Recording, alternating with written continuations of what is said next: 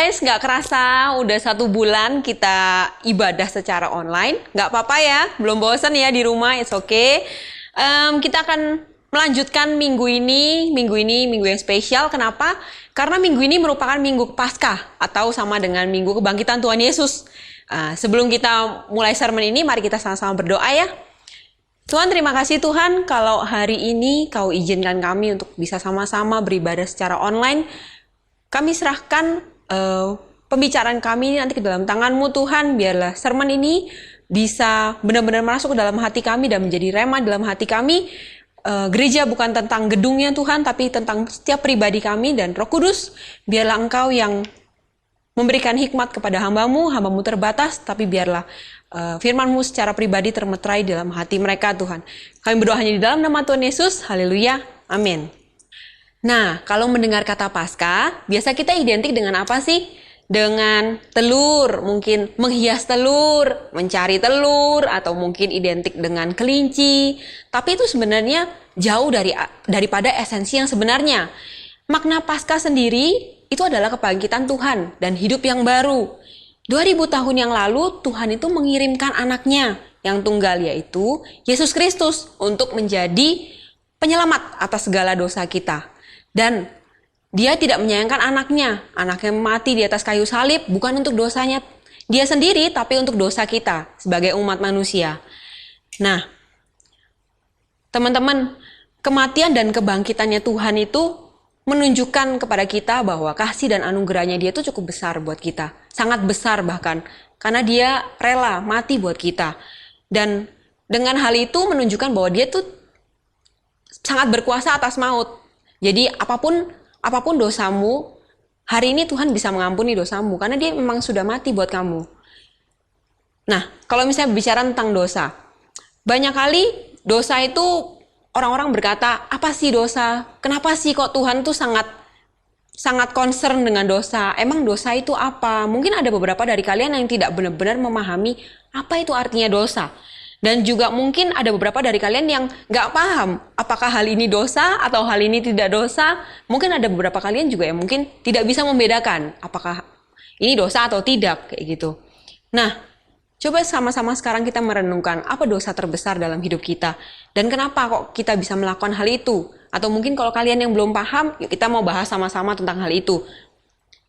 Nah, Paulus itu merupakan rasul yang menulis perjanjian baru paling banyak. Dan Paulus itu ada berkata di Roma 6 ayat 23, kita sama-sama baca ya. Roma 6 ayat 23, sebab upah dosa adalah maut, tetapi karunia Allah ialah hidup yang kekal dalam Kristus Yesus Tuhan kita. Nah, di sini tertulis secara jelas bahwa upah dosa ialah maut, tapi karunia Allah adalah hidup yang kekal di dalam Yesus Kristus Tuhan kita. Kalau misalnya kita berbicara tentang dosa, dosa itu terbagi atas 2. Yang pertama, hamartia. Sama-sama katakan ya, hamartia. Yang artinya adalah luput dari sasaran. Maksudnya gimana? Contohnya, mungkin kamu barusan diberikan handphone yang paling terbaru sama orang tua kalian misalnya. Sebut aja iPhone X mungkin yang paling baru ya. Terus, biasa dipakai buat apa HP-nya? Dipakai buat medsos, dipakai buat chatting, dipakai buat apalagi kalau misalnya sekarang lagi sekolah online, bisa dipakai buat bertemu teman-teman semua by online, Skype, Zoom, dan lain sebagainya. Tapi bisa nggak kalau misalnya HP itu dipakai buat ngulek sambal mungkin, atau dipakai buat pengganjal pintu gitu? Bisa kan? Tapi itu adalah luput dari sasarannya, tidak sesuai dengan makna daripada HP itu sendiri. HP itu didesain sedemikian rupa untuk kita bisa berkomunikasi dengan orang lain, bukan untuk ngulek sambal dan lain sebagainya. Seperti itulah, itu arti daripada hamartia.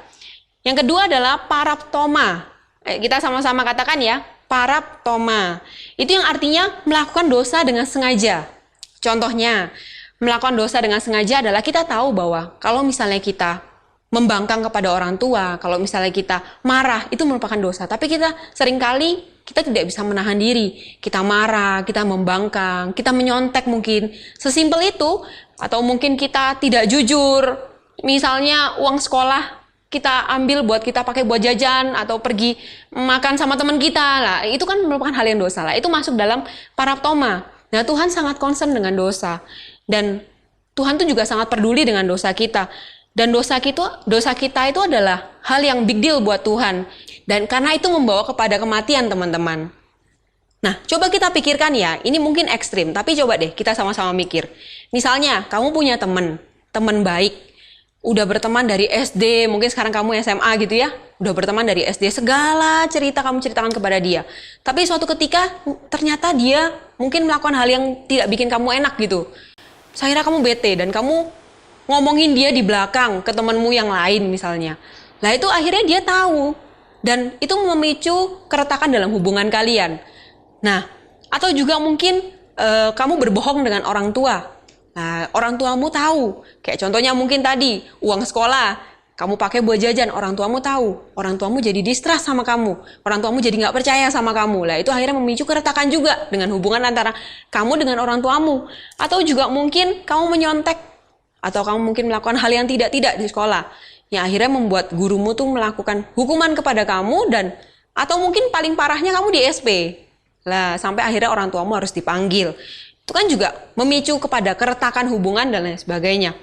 Mungkin ada hal-hal di dalam diri kita yang mengganjal di hadapan Tuhan dan kita merasa bahwa kita ini bersalah dan juga ini mendatangkan duka di dalam hati kita. Nah, apabila kita kok misalnya kita tidak mengaku dan kita tidak bertobat, itu akan berdampak buruk kepada hubungan kita di sekitar kita. Kayak orang tua kita, teman-teman kita, saudara kita mungkin, guru kita, dan lain sebagainya. Karena konsekuensi dosa adalah maut dan akan selalu membawa kepada kekacauan. Baik dalam mimpi-mimpimu, hubunganmu, dan juga mungkin kesehatanmu, kayak gitu. Seringkali kita juga mungkin berpikir bahwa Tuhan itu melarang kita untuk melakukan dosa ini dan dosa itu karena dia tuh mau mengontrol kita.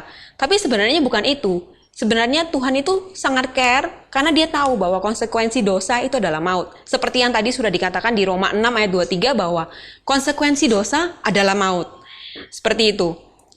Dosa itu tidak hanya membawa kita kepada kematian, teman-teman. Dan tidak hanya membawa kita kepada kematian akan sesuatu, tapi juga membawa kita kepada kematian atau kekacauan kepada hubungan kita dengan orang lain. Kita bisa kehilangan pengharapan karena kita merasa kita berdosa.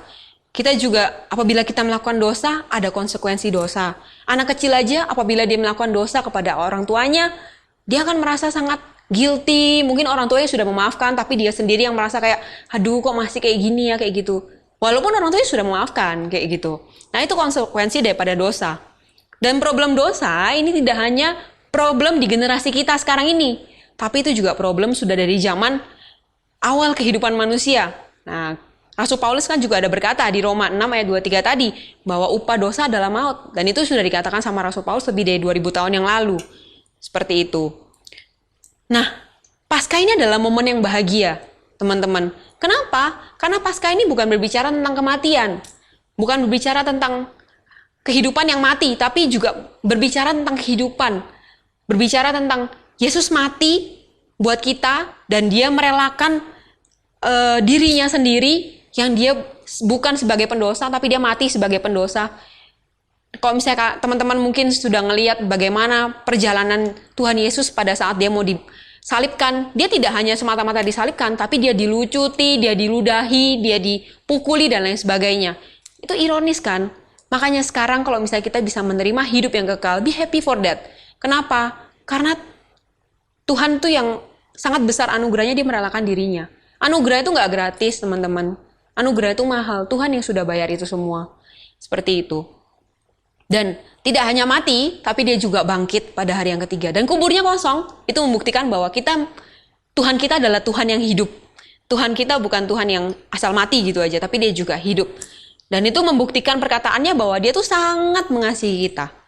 Dia sangat mengasihi kita. Dia melakukan ini semua untuk kita, umat manusia. Bahkan sebelum kita ada.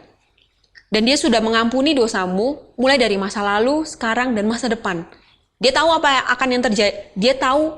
yang akan terjadi di masa depan, dan dia sudah mengampuni dosamu. Bahkan sebelum kamu minta maaf kepada dia. Tidak ada lagi ketakutan dalam diri kita, karena Tuhan sudah menghancurkan kutuk dosa. Dan kematiannya itu hanya cukup sekali untuk selama-lamanya. Seperti itu. Kita mau baca lagi sama-sama di 2 Korintus 5 ayat 21. Sama-sama kita baca bareng-bareng ya. Dia yang tidak mengenal dosa telah dibuatnya menjadi dosa karena kita, supaya dalam Dia kita dibenarkan oleh Allah. Nah, Yesus itu hidup tanpa dosa, tapi dia mati sebagai pendosa. Dia sebenarnya nggak harus mati karena dia nggak berdosa. Tapi dia mau mati, dia memilih untuk dia mau mati. Karena dosa kita, agar kita bisa hidup. Dan kita bisa memiliki hidup yang kekal. Nah, kita nggak bisa melakukannya tanpa anugerah dan juga Roh Kudus yang sudah Tuhan kasih buat kita. Kita tidak bisa melakukannya tanpa anugerah melalui Roh Kudus yang sudah Tuhan kasih, yang ada di dalam hati kita. Mungkin hari ini adalah waktu yang baik untuk kita sama-sama bisa merenungkan di sisi mana dalam kehidupan kita yang mungkin kita masih banyak berbuat dosa. Jangan sia-siakan hidup kita mumpung kita masih muda. Dan pengorbanan Tuhan di atas kayu salib itu tidaklah murah. Dia memberikan dirinya sendiri, saudara.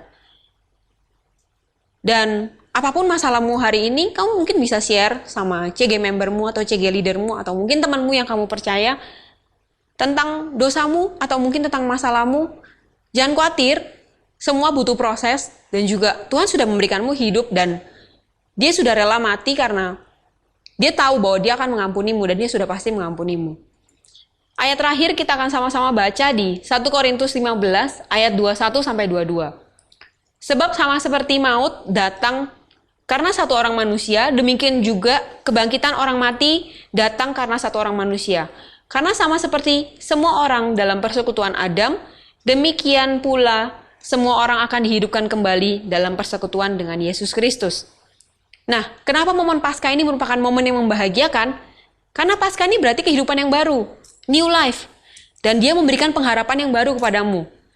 Kalau mungkin dulu kamu tidak mampu, tapi dengan anugerahnya kamu akan dimampukan. Kalau mungkin dulu kamu merasa kamu sendirian, tapi kan sekarang kamu tahu bahwa kamu punya Tuhan. Dan Dia yang memampukan kamu untuk melalui semuanya ini. Nah, bagian dari diri kita yang mungkin sudah mati karena dosa, Tuhan bisa memulihkan itu. Itu adalah proses. Dan semakin hari kita akan diproses untuk kita bisa menjadi sama serupa dengan Dia. Apapun keadaanmu saat ini, percayalah bahwa Yesus sudah mengampunimu dari segala dosa-dosamu. Dia menawarkan kehidupan yang baru untuk kamu semua. Dan mungkin sermon ini sudah selesai, tapi biar Roh Kudus yang bekerja di dalam hatimu, yang terus berkata-kata dan merema di dalam hatimu, apapun yang mungkin terjadi dalam hidupmu, saya pribadi nggak tahu masalahmu apa, tapi aku percaya bahwa kalau memang kau diizinkan untuk mempunyai masalah itu, jangan takut, jangan khawatir, Tuhan sudah memberikanmu kehidupan yang baru. Dan biarlah di momen Paskah ini bisa menjadi momen reflektif untuk kita semua, biar kita sama-sama bisa percaya dan yakin bahwa Tuhan sangat mengasihi kita dan anugerahnya mampu. Yuk, mari sama-sama kita berdoa untuk mengakhiri ibadah ini. Terima kasih Tuhan kalau Engkau sudah mati dan juga Engkau sudah bangkit pada hari yang ketiga, itu membuktikan bahwa Engkau adalah Allah yang hidup dan Engkau Allah yang memberikan kami pengharapan Tuhan. Terima kasih untuk itu semua Tuhan. Kami sangat menghargai karya salib-Mu Tuhan dan kami juga sangat menghargai anugerah yang sudah Kau berikan Tuhan buat kami. Biarlah kehidupan kami Tuhan bisa menjadi garam dan terang dimanapun kami berada Tuhan. Walaupun kami anak muda Tuhan, tapi kami yakin dan percaya Tuhan kami bisa tidak menyia-nyiakan anugerah yang sudah Engkau berikan Tuhan. Terima kasih Tuhan, kami serahkan ke dalam tangan-Mu Tuhan, setiap apapun yang akan kami hidupi Tuhan dalam kehidupan kami serahkan semua ke dalam tangan-Mu. Kami berdoa hanya di dalam nama Tuhan Yesus. Haleluya. Amin. Thank you teman-teman yang sudah melihat tayangan online ini. Happy Sunday buat kamu semua. Dan apabila kamu ingin didoakan, kamu bisa scan barcode yang ada di layar atau bisa mengakses link juga yang ada di layar. Dan selamat Paskah untuk kita semua dan jangan lupa bahwa anugerahnya selalu menyertai kita.